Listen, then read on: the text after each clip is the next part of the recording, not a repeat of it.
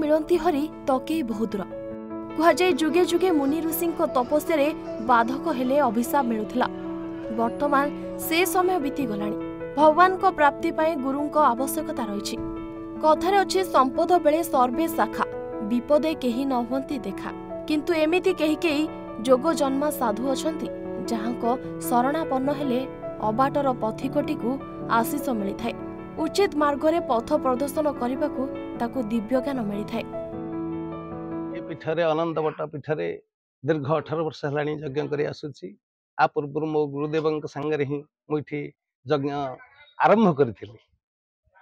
गुरुदेव मुझे जेजमान मोर अच्छी निकटस्थ कनक दुर्गा ठाकुराणी पीठ पुरोधा आम वंशधर यपटे जाऊली। मो गुरुदेव ये यज्ञ करती।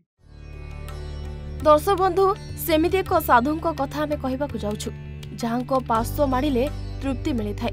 से होउछंती जगतसिंहपुर जिला बालिकुदा ब्लॉक अधीन कृष्णदासपुर पंचायत बट बाबा जी जेमिति तांकु भक्ति रे वरदान मांगती से समय मुताबक वरदान दियंती। लोकों को कहबा कथा बट बाबा सहित अचानक देखाबा परे से मुह देखी आगत भविष्यत कथा कहि दियंती जहां वास्तव रे सत्य रे परिणत होईछि। एपटे संसार आश्रम रे प्रभु जगन्नाथ विराजमान। ताठारु अधिक दूर रे चसापड़ा ठारे प्रभु बलराम बट वृक्ष मूले बट आश्रम अवस्थित जेउठी चिराचरित भावे मुनि ऋषि पाताली होइथिले। ऋषिंको समाधि परे बट बाबा को दायित्व हस्तांतर करथिले। सेही दिन ठारु आश्रम रे प्रत्येक वर्ष जगत कल्याण निमंते यज्ञ ही आसुछि। बहु श्रद्धालु भक्त माने सेही जागा को जाई आनंद अनुभव करंती। काहे केते दूर दूरांतरु शिष्यत्व ग्रहण करी आसुथुबा जनसाधारण बाबांको सेवा करुथुबा मध्ये देखिबाकू मिले। अनंत बट को आश्रा करी आज की 1954 मसीहा ठारू 2000 मसीहा पर्यंत गति करी चली। मु भी सेठी रहूँ प्रभु को आश्रा रे मु चलू।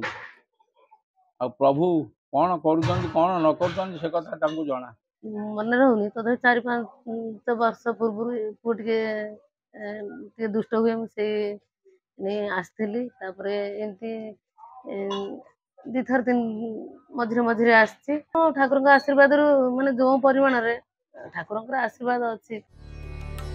बालिकुदारू सुशांत कुमार को रिपोर्ट, ओडिशा भास्कर।